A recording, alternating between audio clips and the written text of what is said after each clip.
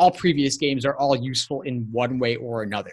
I get so freaking annoyed when people are like, anything before prep test 60, screw it. I'm like, what are you talking about? Like, it just blows my mind. I mean, I think prep test 31 is the greatest game section in the history of the LSAT.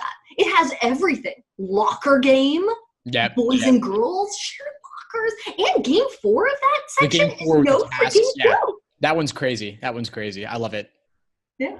Yeah. Students need to do the old games, and there's, especially if you're saying you've done everything from 60 and up and then you ran out of it, well, there's plenty more to do. There's another couple of hundred games that you could work on. And yeah, they might be a little bit different in feel, but they're still perfectly valid and useful. And if anything, with the curveball games coming back, then you definitely want to do the oldest games.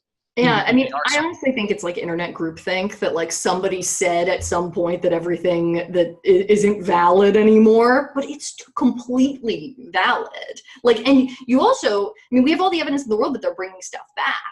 And like in how I'm doing my games book, how I'm structuring it, I'm actually giving a third of the book to weird games. Oh, that's amazing. I'm so happy to hear that. Yeah, that I'm doing it 1/3, 1/3, 1/3. And I'm not even actually structuring it by type. I'm actually structuring it more by action and by skill. But, you know, within each action and skill, we explore different kinds of games. But I'm like really not relying on typing nearly as much. But the weird games are getting just as much page count as something else, like as grouping and ordering. Like, because it's too big of a vulnerability to leave open to like the last few pages of like some afterthought of like, oh, if I have time, I'll think about pattern games. Like, no, bro, like go and do it. Get good at it from the get-go. That's why I always have my students in tutoring with games. They start at that book of 10 that starts at prep test 7. And I want them to freaking cut their teeth on the promotions game, on the alphabet game, on the subway game. You know, I want them to have that ingrained, baked right into their idea of games from day one. Not, what the hell is this? How am I supposed to do it? I know how to put dancers in order. You know what I mean?